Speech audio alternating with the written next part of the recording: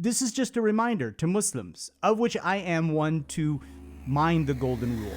This is Ahmed with Dustin Tribe, and just a quick week in review before we get into last week's blog post about white people.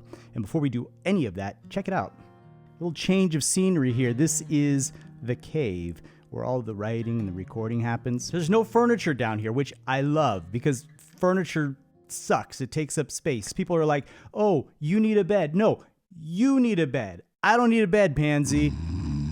But we know you're soft, so when you come to visit, we'll go ahead and we'll throw a mattress down.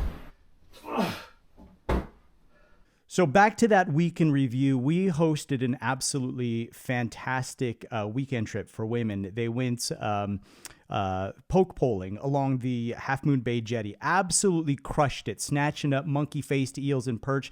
I think they cooked it all up into this lovely curry. I wasn't there, ladies only, but from everything I was told and saw through the pictures and whatnot, it looked like they had a fantastic time. Beautiful sunrises. They were staying at a hostel attached to a lighthouse. The whole nine. It was absolutely incredible. So super proud that we were able to host that. And we have a couple of other events coming up, by the way. We've got another sea kayaking, coastal foraging deal that's co-ed. And that's coming up, I think, the May 9th, weekend of May 9th.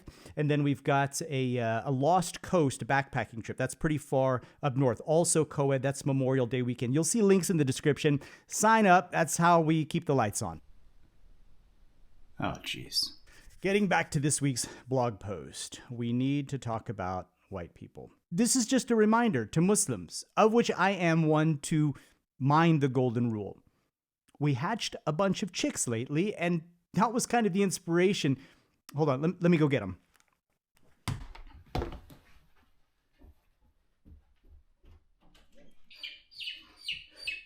There you go. Okay, I'm gonna go put them away.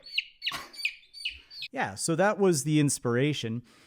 We're living in this period of European cultural ascendancy, and so-called people of color are working through all of the unfortunate legacies of the colonial period and the cultural erasure that went along with that. And somehow Muslims got caught up in that traumatized rhetoric where it's somehow okay to dismiss or marginalize or overly generalize about so-called white people.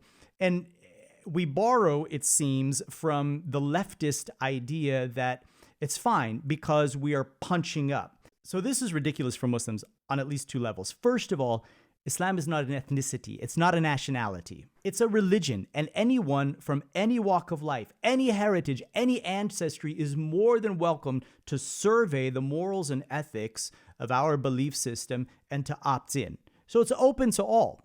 And anyone who opts in, by the way, is as sister and brother. So we got to be careful how we're treating the people who haven't yet opted in, because you're dealing with potential family. Now, it is our responsibility as believing folk to leave that welcome mat out there. And that is not what we're doing when we choose to categorize Americans of European ancestry as this oppressive and privileged majority that must be resisted or humiliated. There are plenty of white Americans who are not benefiting from the system. And the briefest study of history will reveal that oppression is not a white thing. People of all colors have been oppressors. And the current balance of white power, by the way, that is subsiding. That is tipping radically on account of their abysmal birth rate. So that's going to change. Whiteness and oppression is a contingent, modern, and rapidly fading correlation. And that's the second reason why this whole idea of punching up is so stupid for Muslims. We are never victims. If there are attempts to muzzle us or oppress us or otherwise disgrace our way of life, it is because of our moral and ethical supremacy. I mean, why wouldn't we think that? This is a religion. We opt into it by choice. There is no coercion. I mean, there are people that have historically been coerced, and there's people that are born into it. However, if it's going to have any transformative power, it's something that has to be consciously elected at some point in one's life. So we're not Muslims because of our skin color or our ancestry. We choose Islam because of its moral excellence. And if that's the thing that drew us in, that's what we need to be putting out there. But we've got a lot of knuckleheads who've decided that whiteness is a problem. I know one woman, for example, she refuses to read anything written by a white author, but whatever. That's not even my problem. What we say is hardly the issue. It's the twisted gatekeeping that I'm really miffed about. Islam, it's the Deen al-Fitra. That's Arabic. It means the natural way. Islam is an invitation to live one's life in alignment with all of the rhythms of creation.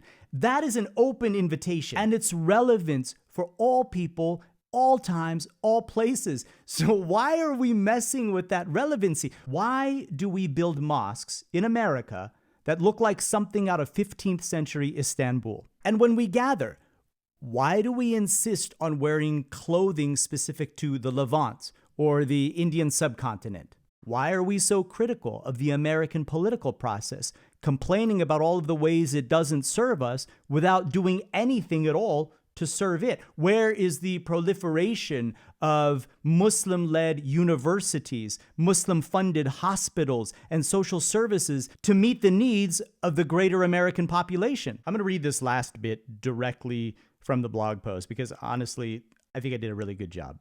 So when, despite our bad behavior, a Caucasian American embraces Islam, it's not long before we'll have him dressed up in a thobe or a shalwar kameez to help him better integrate into the ethnic majority of his local Muslim population. We don't think about how this might serve to confuse and alienate his family members. Men and women descended from proud European nations with their own customs, cuisine, and costume. We don't think about how our insistence on third world fashion might reinforce tropes of Islam as the foreign other. Worse, after going full Arabian Nights with our new Muslim, we then paint as ignorant those Caucasian Americans who understand Islam as an ethnicity other than a religion. We are blind to our possessive and culturally reductive manifestations of Islam as the religion of, quote, brown people. So we don't have an excuse as Muslims to treat others badly if they've decided to do that to us. Ours is a higher level of responsibility. And again, you opt in, which I suppose means you could opt out. Or can you? So anyway, that's about it. You can read the rest of the blog post or listen to it as a podcast. We'll put links to both of those in the description. Until next week, salam.